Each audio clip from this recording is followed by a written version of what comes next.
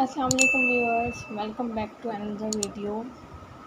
As you all know, हमने last video के अंदर डिस्कवरी ऑफ सेल और सेल थ्योरी के बारे में पढ़ा था।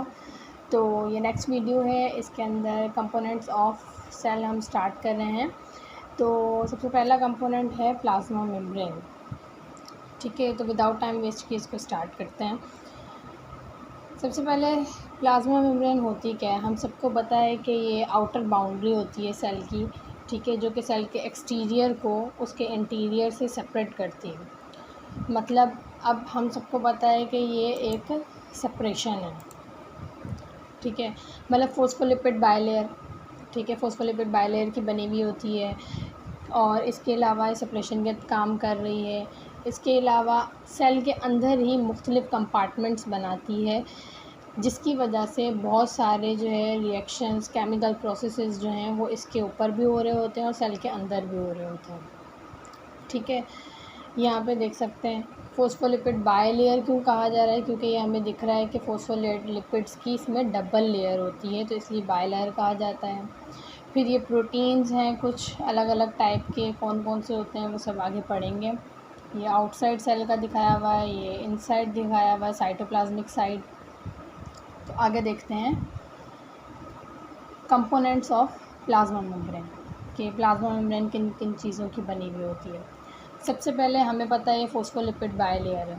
ठीक है, तो फॉस्फोलिपिड बायलेयर जो है इसके साथ साथ इसमें प्रोटीन मॉलिक्यूल्स होते हैं जो कि इधर पार्शली या होली एम्बेडेड होते हैं बायलेयर के अंदर। यानी कि या तो प्रोटीन कम्प्लीटली एम्बेड हुआ होता है या फिर जो है पार्शली एम्बेडेड होता है।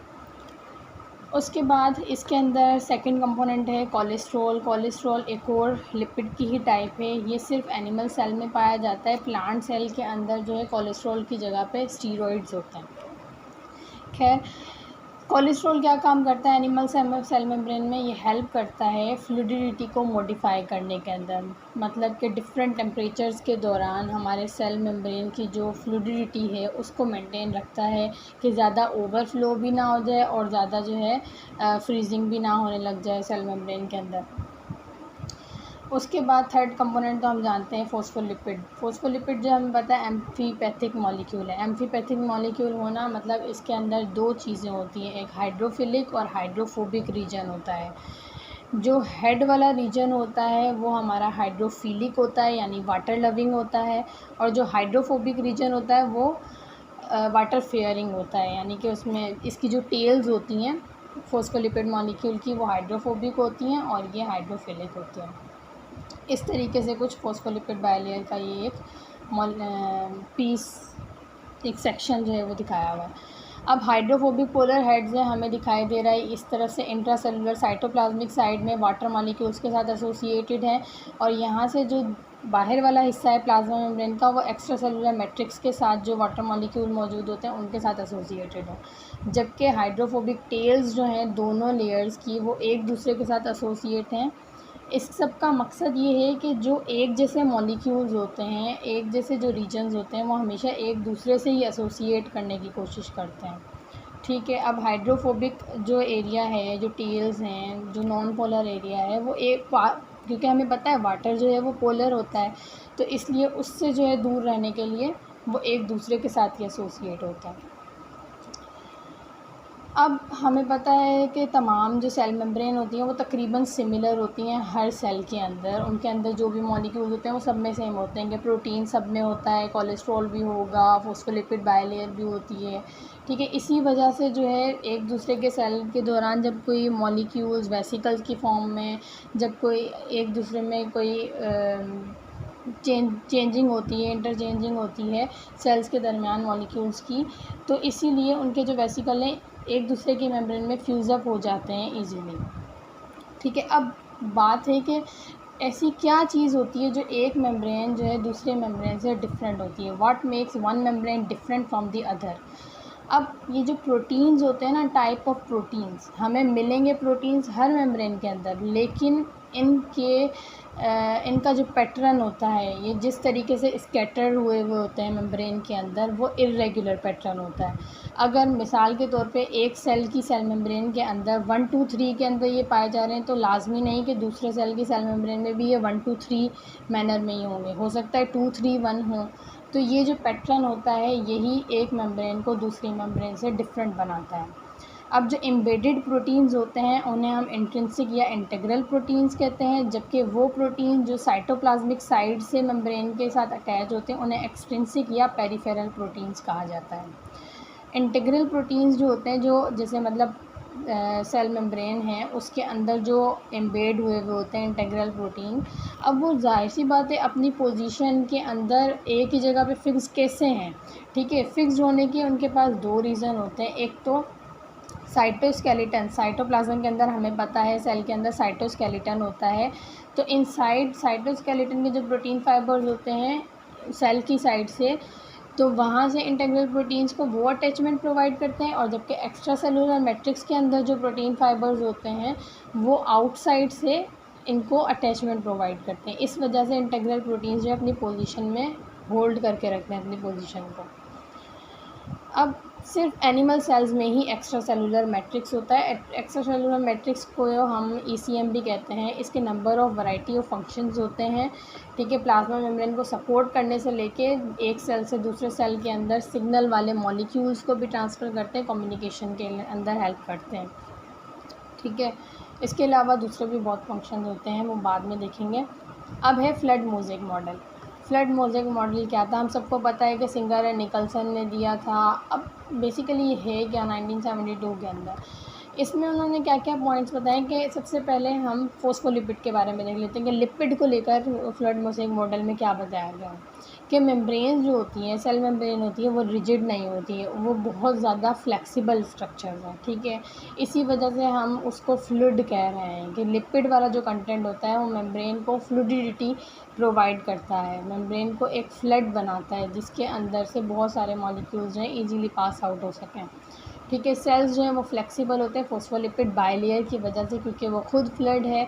और दूसरा, बॉडी टेम्परेचर के ऊपर फोस्फोलिपिड बायलेयर की कंसिस्टेंसी तकरीबन ऑलिव ऑयल के बराबर होती है नॉर्मल बॉडी टेम्परेचर में, ठीक है। अब जितनी ज़्यादा कंसनट्रेशन हाई होगी अनसैचुरेटेड फैटी एसिड्स की फोस्फोलिपिड के अंदर, उतनी ही ज़्यादा जो बायलेयर है, जो फोस्फोलिपिड की बायलेयर है, वो फ्लड होगी, उतनी ही ज़्यादा फ्लड होगी जितने ज़्यादा अनसैचुरेटेड फैटी एसिड होंगे।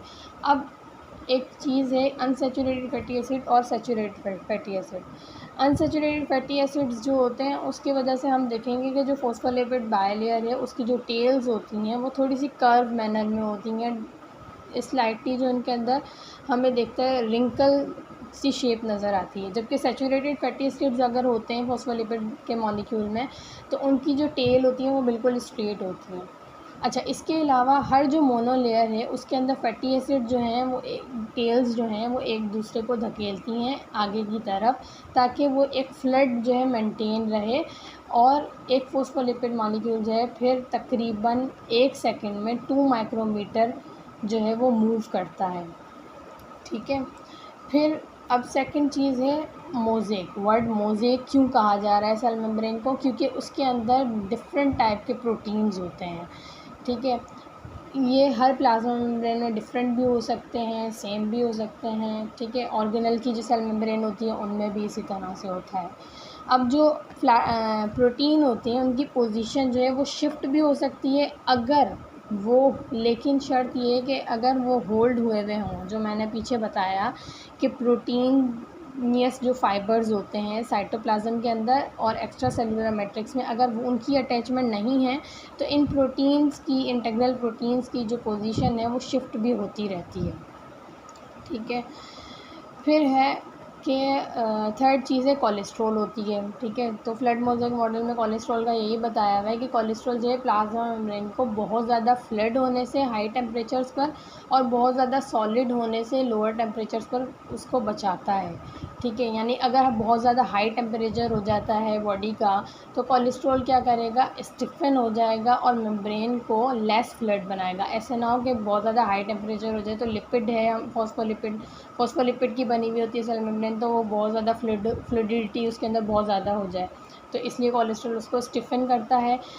ठीक है, और लोअर टेम्परेचर्स पे क्या करता है कोलेस्ट्रॉल, उसको फ्रीज़ होने से बचाता है। ठीक है, फ्रीज़ होने से किस तरीके से बचाता है कि एक टेल दूसरी टेल के साथ जो है वो अटैच ना हो। मिसाल के तौर पे ये यहाँ पे दिखाया हुआ है, जैसे फॉस्फोलिपिड बायलेयर हैं, 2 लेयर्स हैं, इनके दरमियान में हमें ये दिख रहा है, ये जो मॉलिक्यूल है ये कोलेस्ट्रॉल है। ठीक है, तो एक टेल को दूसरे टेल से अटैच नहीं होने देता है, आपस में कोई कांटेक्ट नहीं होने देता है, क्योंकि अगर कांटेक्ट होगा तभी फ्रीजिंग स्टार्ट होगी। ठीक है, अब एक और पॉइंट यहाँ पे नोट करने की ज़रूरत है कि मेम्ब्रेन्स की जो दोनों साइड होती हैं, आउटसाइड और इनसाइड, आइडेंटिकल नहीं होती हैं। क्यों? क्योंकि कार्बोहाइड्रेट चेन्स होती हैं, वो भी आगे बढ़ते हैं, वो सिर्फ जो है आउटसाइड वाले जो मॉलिक्यूल्स होते हैं मेम्ब्रेन के, उनके साथ अटैच होती हैं, जबकि पेरिफेरल प्रोटीन्स जो होते हैं वो किसी भी एक साइड पे होते हैं मेम्ब्रेन के। इसी वजह से सेल मेम्ब्रेन को हम एसिमेट्रिकल कहते हैं। क्यों? क्योंकि इसकी कोई सिमेट्री नहीं होती। अब है ग्लाइकोलिपिड्स और ग्लाइकोप्रोटीन्स क्या होते हैं। ठीक है, हमें पता है कि फॉस्फोलिपिड्स हैं और प्रोटीन्स भी सेल मेम्ब्रेन में मौजूद हैं। अगर कोई कार्बोहाइड्रेट चेन, कोई शुगर की चेन आकर अटैच हो जाती है मेम्ब्रेन के फॉस्फोलिपिड्स के साथ तो वो बनाते हैं ग्लाइकोलिपिड्स, और अगर कोई जो है कार्बोहाइड्रेट चेन अटैच हो जाती है प्रोटीन के साथ तो वो बनाती है ग्लाइकोप्रोटीन। ये दोनों कॉन्जुगेटेड मॉलिक्यूल्स हैं।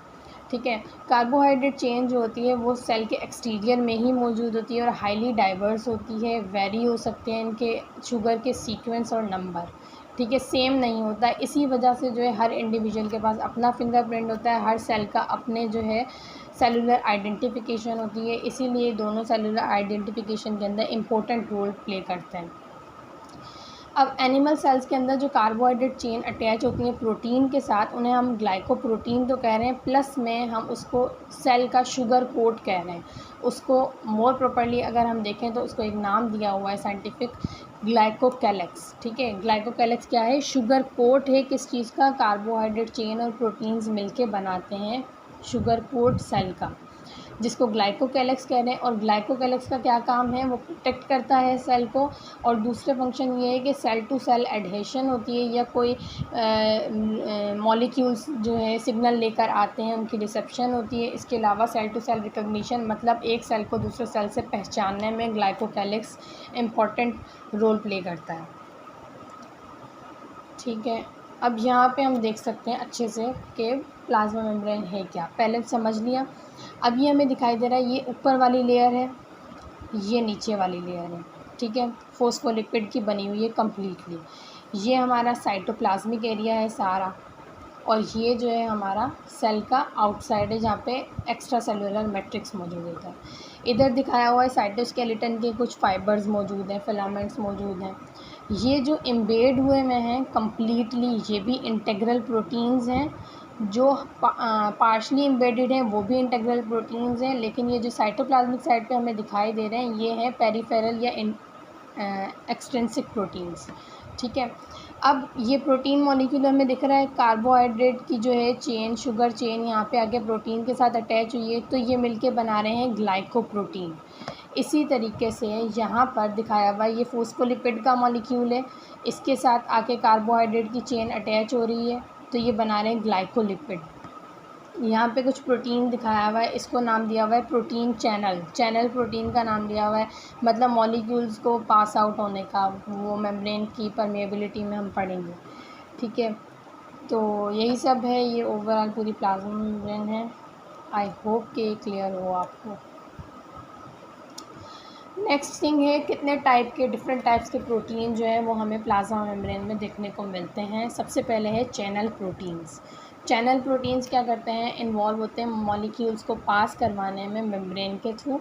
ठीक है, ये एक चैनल बनाते हैं इस तरीके का कि मॉलिक्यूल जो है इजीली एक साइड से दूसरे साइड में ट्रांसफ़र हो जाए, पास हो जाए मेम्ब्रेन के।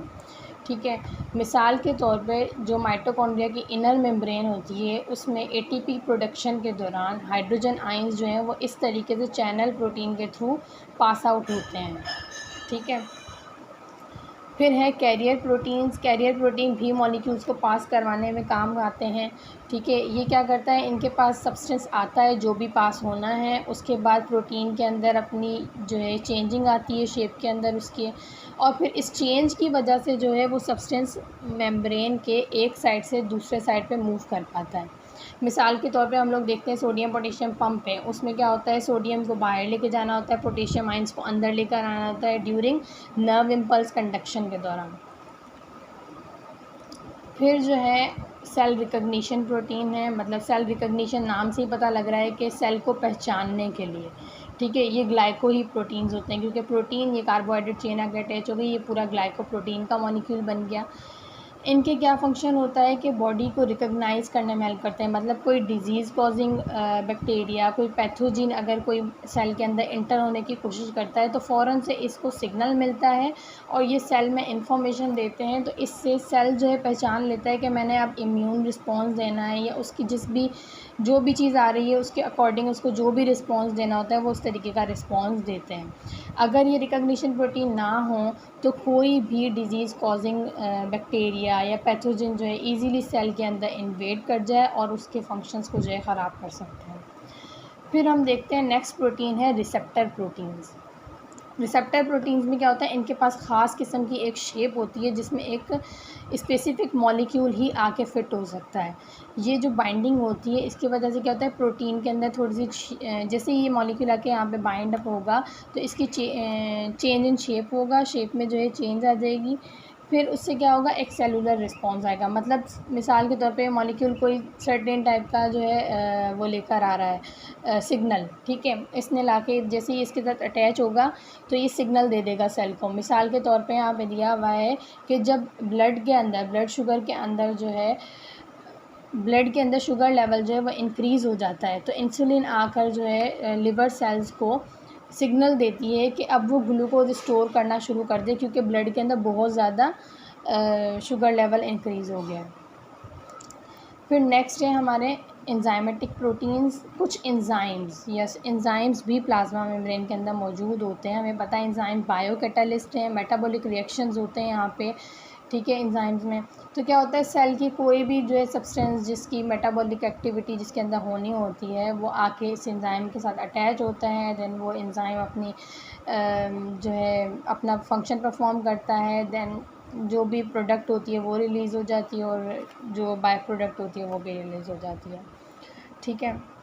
अगर ये ना हो तो सेल अपनी मेटाबॉलिक फंक्शंस जो हैं, अपनी केमिकल रिएक्शंस जो है वो अपनी मेटाबॉलिज्म को मेंटेन करने के लिए नहीं परफॉर्म कर पाएंगे अपने फंक्शंस। फिर है लास्ट जंक्शन प्रोटीन्स होते हैं। जंक्शन प्रोटीन क्या होते हैं, जंक्शन मतलब एक तरीके की ऐसी मतलब कनेक्शन बनता है दो सेल मेम्ब्रेन्स के दरमियान, दो सेल के दरमियान। ये इस तरीके से, जैसे ये एक सेल मेम्ब्रेन है एक सेल की, ये दूसरे सेल मेम्ब्रेन की सेल है, ये दोनों आपस में से लिंक बनाते हैं। इसके ज़रिए क्या होता है, यहाँ पर जो भी जैसे कम्युनिकेशन अगर एक सेल से दूसरे सेल के दरमियान होनी है तो वो भी होगा, और अगर कोई मॉलिक्यूल्स आपस में लेने देने हैं तो वो भी चीज़ होती है। तो ये हो गए डिफरेंट टाइप्स के प्रोटीन। अब है परमिएबिलिटी ऑफ प्लाज्मा मेम्ब्रेन, ठीक है। परमिएबिलिटी ऑफ प्लाज्मा मेम्ब्रेन मतलब कि प्लाज्मा मेम्ब्रेन जो है, क्योंकि हमें पता है सेल की बाउंड्री है, ठीक है, सेल की बाउंड्री के तौर पे काम कर रहा है, तो यही मेम्ब्रेन डिसाइड करती है कि कौन सेल के अंदर आएगा और कौन सेल के अंदर नहीं आएगा, किन मॉलिक्यूल्स को जो है लेटिन करना है और किन को बाहर ही रखना है। इसको कहते हैं प्लाज्मा मेम्ब्रेन की परमिएबिलिटी। इसीलिए हम कहते हैं कि plasma membrane selectively permeable membrane है। यहाँ पे देख सकते हैं जैसे ये चैनल प्रोटीन है, ठीक है, और ये वाटर इन एंड आउट पास हो रहा है, चार्ज मॉलिक्यूल्स नहीं आ सकते हैं, क्योंकि हम जानते हैं हाइड्रोफोबिक एरिया है तो कोई भी हाइड्रोफिलिक चीज़ है वो यहाँ से पास नहीं हो सकती है, वाटर यहाँ से पास नहीं हो सकता है, इजीली डिफ्यूज़ नहीं हो सकता, ठीक है। इसे जो नॉन चार्ज मॉलिक्यूल्स हैं वो आसानी से आ जा सकते हैं। अब अगर मैक्रो मॉलिक्यूल्स देखें वो ना तो प्रोटीन्स के ज़रिए आ सकते हैं, ना ही जो है वो डिफ्यूज़ हो सकते हैं, तो उनके लिए अलग मेथड होता है मूवमेंट का। वो सब अब वन बाय वन हम देखते हैं। सबसे पहले है पैसिव ट्रांसपोर्ट। पैसिव ट्रांसपोर्ट मतलब नाम से पता लग रहा है कि किसी भी किस्म की एनर्जी की नीड नहीं होती। इसकी फ़र्स्ट टाइप है डिफ्यूजन। मतलब डिफ्यूजन क्या होता है कि जहाँ पे भी किसी भी टाइप के मॉलिक्यूल्स की कंसंट्रेशन ज़्यादा होती है वो लोअर कंसंट्रेशन की तरफ मूव करते हैं मॉलिक्यूल्स, तो वो डिफ्यूजन कहलाती है। कुछ मॉलिक्यूल्स में अब मेम्ब्रेन के अंदर क्या क्या आ जाता है, जो भी लिपिड सॉल्युबल कंपाउंड्स हैं, क्योंकि ज़ाहिर है जो सेंटर है प्लाज्मा मेम्ब्रेन का वो लिपिड की नेचर का है, हाइड्रोफोबिक नेचर है उसकी, तो lipid soluble compound easily diffuse हो सकते हैं। वाटर हो सकता है, गैसेस हो सकते हैं। वाटर स्लोली डिफ्यूज़ होता है बट हो सकता है, ठीक है, और गैसेस इजीली डिफ्यूज़ हो सकती हैं। कोई भी मेटाबॉलिक एनर्जी रिक्वायर्ड नहीं होती है डिफ्यूजन के लिए। अब यहाँ पे देख सकते हैं, यहाँ पे लंग्स दिखाए हुए हैं, ऑक्सीजन इनहेल किया, देन वो हमें पता है ब्रोंक्यूल के थ्रू ट्रैवल करके एल्विलाई के अंदर, और एल्विलाई में हमें पता है एल्विलस हैं, वो यहाँ पे दिखाया हुआ है कि ऑक्सीजन की कंसनट्रेशन ऑब्वियसली एल्विलस में जो है वो ज़्यादा हो जाएगी, और ये ब्लड कैपिलरी दिखाई हुई है, इसमें ऑक्सीजन की कंसनट्रेशन कम और कार्बन डाइऑक्साइड की कंसनट्रेशन ज़्यादा होगी। तो ऑक्सीजन ईजीली मेम्ब्रेन के थ्रू डिफ्यूज़ होकर हायर कंसंट्रेशन से लोअर कंसंट्रेशन की तरफ मूव कर जाएगा, और कार्बन डाइऑक्साइड भी जो है इसी तरीके से डिफ्यूज़ होके एल्विलाई के अंदर आ जाती है, एल्विलस के अंदर आ जाती है। तो ये डिफ्यूजन का प्रोसेस है। इस तरीके की मूवमेंट को पैसिव मूवमेंट कहते हैं, पैसिव ट्रांसपोर्ट कहते हैं। अब एक ख़ास किस्म की डिफ्यूजन, अगर वाटर की जो डिफ्यूजन होती है उसको ख़ास किस्म का नाम दे दिया है ऑस्मोसिस। ऑस्मोसिस के दौरान एक ऑस्मोटिक प्रेशर जो है वो डेवलप होता है, जिसकी वजह से वाटर जो है उस एरिया के अंदर मूव करता है जहाँ पे सॉल्यूट की कंसंट्रेशन ज़्यादा होती है और वाटर की कंसंट्रेशन कम होती है पर वॉल्यूम। फिर एक ख़ास टाइप की एक और डिफ्यूजन है जिसको फैसिलिटेटेड ट्रांसपोर्ट कहते हैं या फैसिलिटेटेड डिफ्यूजन भी कहते हैं।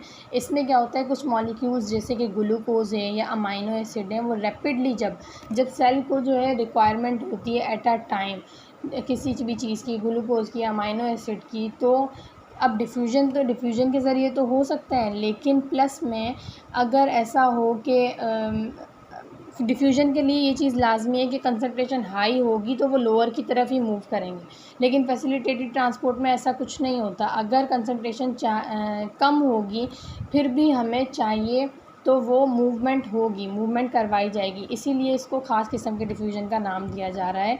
इसमें क्या होता है, सब्सटेंस जो है अपनी down it's concentration gradient move करता है, मतलब कम है, कम से ज़्यादा की तरफ मूव करता है। मेजॉरिटी ऑफ सेल्स में क्या होता है, चैनल प्रोटीन्स होते हैं कुछ खास किस्म के, जिनको एक्वापोरिन नाम दिया गया है, जिससे वाटर यानी पोलर मॉलिक्यूल जो है क्रॉस करता है मेम्ब्रेन को मोर क्विकली। यहाँ पे दिखाया हुआ है, मैंने पहले बताया कि वाटर जो है वो डिफ्यूजन के थ्रू इजीली मेम्ब्रेन के अंदर पास आउट हो सकता है, लेकिन यहाँ पे बताया जा रहा है कि कुछ चैनल प्रोटीन्स होते हैं एक्वापोरिन्स, उनके थ्रू भी वाटर पास आउट होता है ज़्यादा क्विकली। जब ज़्यादा तेज़ी से कोई रिएक्शन करवाना होता है तो प्रोटीन्स यूज़ किए जाते हैं, क्योंकि डिफ्यूजन थोड़ा सा स्लो मेथड है। अब यहाँ पे देख सकते हैं, यहाँ पे मिसाल दी हुई है, जैसे ये प्रोटीन है, ठीक है। अब सेल के अंदर इन मॉलिक्यूल्स की, ये सॉलिड है चाहे ग्लूकोज मॉलिक्यूल्स, हम मिसाल ले लेते हैं, यहाँ पे हैं, ठीक है। हमें बॉडी के अंदर, सेल के अंदर रिक्वायरमेंट है। अब क्या ये वेट थोड़ी ना करेगा कि इसके थ्रू डिफ्यूज़ होकर जाए, इतने में तो सेल जो है कम्प्लीटली श्रिंक हो जाए या जो भी कुछ और हो जाए, ठीक है। तो ये प्रोटीन के थ्रू ट्रैवल करके जाएगा, और ये बात यहाँ पे भी लिखी हुई है कि कैरियर प्रोटीन में जब स्पीडअप करवाता है रिएक्शन को, इसके अलावा जब कैरियर प्रोटीन के थ्रू कोई भी मॉलिक्यूल पास होता है तो उसकी शेप में जो है वो चेंज आता है।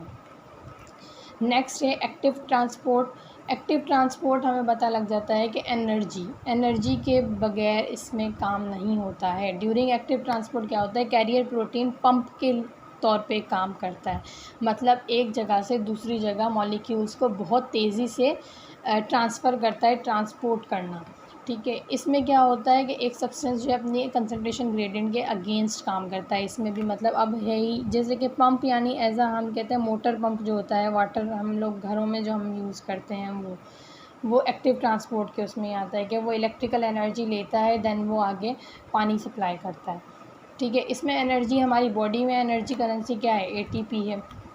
एक्टिव ट्रांसपोर्ट के लिए दो ही चीज़ें मेनली इन्वॉल्व होती हैं, एक तो ATP होना ज़रूरी है और कैरियर प्रोटीन होना ज़रूरी है, क्योंकि ATP कंबाइन होगा कैरियर प्रोटीन से तभी सब्सटेंस को वो ट्रांसपोर्ट करेगा एक जगह से दूसरी जगह।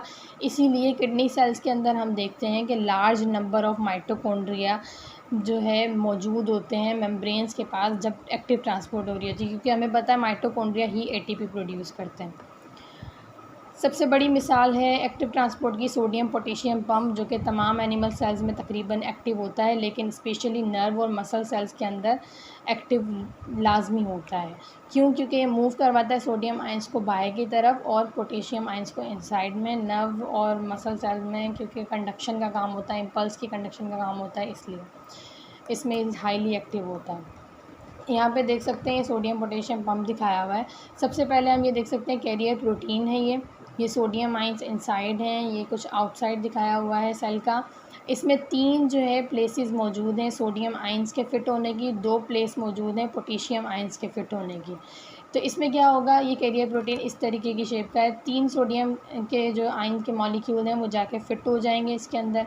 देन एटीपी जो है वो अपना फॉस्फेट ग्रुप रिलीज़ करेगा और एडीपी बन जाएगा, ठीक है। तो फिर इसकी वजह से क्या होगा, एटीपी यूज़ होने की वजह से इसकी शेप के अंदर चेंज आएगा, तो ये बाहर की तरफ ओपन होगा और सोडियम आयन्स जो हैं वो रिलीज़ हो जाएंगे सेल के बाहर की तरफ। फिर क्या होगा, अब हमें दिख रहा है 2 इधर प्लेस हैं पोटेशियम आयंस के लिए, तो वो आके फ़िट होंगे। फिर दोबारा से फॉस्फेट ग्रुप जो है वो रिलीज़ हो जाएगा साइटोप्लाज्म के अंदर और वो दोबारा एटीपी से अटैच होकर एटीपी बना लेगा, तो इसलिए हमारा एटीपी जो है वो एनर्जी जो है वो ख़त्म नहीं होती है। फिर दोबारा चेंज इन शेप होगा फॉस्फेट ग्रुप निकलने की वजह से, तो पोटेशियम आयन इस तरीके से रिलीज़ हो जाते हैं इनसाइड द सेल। तो इस तरीके से सोडियम पोटेशियम पंप जो है वो चलता रहता है। अब नेक्स्ट है बल्क ट्रांसपोर्ट। अब हमने ये तो देख लिया छोटे छोटे molecules, water molecule, gases, lipid transport, lipid soluble molecules तो हो जाते हैं। अब है बल्क ट्रांसपोर्ट मतलब कुछ ऐसे molecules, large molecules just like proteins हैं, पॉलीसेकेराइड्स हैं, न्यूक्लिक एसिड हैं, जब इनकी मूवमेंट होती है तो उसके लिए हमें बल्क ट्रांसपोर्ट कहते हैं, क्योंकि ये प्रोटीन्स के थ्रू, कैरियर चैनल प्रोटीन्स के थ्रू नहीं ट्रांसपोर्ट हो सकते, ना ही डिफ्यूज़ हो सकते हैं।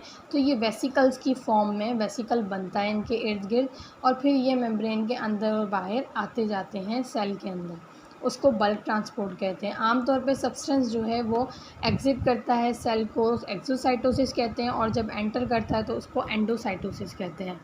एक्सोसाइटोसिस में क्या होता है कि एक इंट्रासेलुलर वेसिकल बनता है कि मेम्ब्रेन, जैसे इसके अंदर कोई भी सिक्रीशन है, समझें अगर हम डाइजेस्टिव ग्लैंड है उसके अंदर उसकी जो भी सिक्रीशन है वो बन गई, ठीक है, उसके इर्द गिर्द ये वेसिकल बन गया। अब जब भी बॉडी को रिक्वायर होगा या उसको जब भी सिक्रीट करने की बात होगी तो वो जाएगा मेम्ब्रेन के करीब वेसिकल ट्रैवल करके और फिर वो फ्यूज़ हो जाएगा प्लाज्मा मेम्ब्रेन के साथ और अपनी सिक्रीशन जो है वो बाहर की तरफ रिलीज़ कर देगा। तो इस तरीके से एक्सोसाइटोसिस होती है, ठीक है। इसमें यानी क्या होता है कि वेसिकल जाके फ्यूज़ हो जाता है प्लाज्मा मेम्ब्रेन के साथ और अपनी सिक्रीशन जो है सिक्रीट कर देता है। जितने भी हार्मोन्स हैं, न्यूरोट्रांसमीटर और डाइजेस्टिव एंजाइम हैं, वो इसी तरीके से सिक्रीट होते हैं, ठीक है। और ये भी बात याद रखनी है कि वेसिकल हमेशा अपनी सिक्रीशन तभी रिलीज़ करता है जब कोई सिग्नल आता है जिसकी वजह से सेल स्टिमुलेट हो रिलीज़ करने के लिए कोई भी सिक्रीशन। फिर हम देखते हैं हमारी एंडोसाइटोसिस है। एंडोसाइटोसिस में क्या होता है, सेल जो है सब्सटेंस लेटता है, वर्ड से पता लग रहा है, एंडो मतलब इनसाइड लेना। जब कोई भी मॉलिक्यूल, कोई भी सब्सटेंस अंदर आता है वेसिकल की फॉर्म के अंदर तो इसको एंडोसाइटोसिस कहते हैं। इसमें क्या होता है, प्लाज्मा मेम्ब्रेन का एक पोर्शन जो है इन्वेजिनेट होता है to envelop the substance and then membrane pinches off to form an intracellular vesicle. मतलब वेसिकल बन, कोई भी मॉलिक्यूल है वो आएगा मेम्ब्रेन के करीब और फिर जो है वो इस तरीके से इन्वेजिनेट होना स्टार्ट करेगी और वो एक मॉलिक्यूल बन के वेसिकल को अंदर ले लेती हैं। इस तरीके से एंडोसाइटोसिस होती है। 3 टाइप की एंडोसाइटोसिस हमें मिलती हैं। सबसे पहली है फेगोसाइटोसिस। फेगोसाइटोसिस में क्या होता है, जब कोई लार्ज मॉलिक्यूल यानी कि कोई फूड पार्टिकल जो है वो आके इस तरीके से एंटर करता है सेल के अंदर वेसिकल की फॉर्म में, तो उसको फेगोसाइटोसिस कहते हैं। और अगर कोई मॉलिक्यूल लिपिड फॉर्म में है या स्मॉल पार्टिकल्स की फॉर्म में होता है, एंटर करता है वेसिकल की फॉर्म में, तो उसको पाइनोसाइटोसिस कहते हैं। नेक्स्ट है receptor mediated pinocytosis. Receptor mediated pinocytosis में क्या होता है, ये एक ख़ास किस्म की पाइनोसाइटोसिस होती है जो कि थोड़ी सी डिफरेंट होती है, स्पेसिफिक होती है। इसमें क्या होता है, कुछ रिसेप्टर प्रोटीन्स मौजूद होते हैं।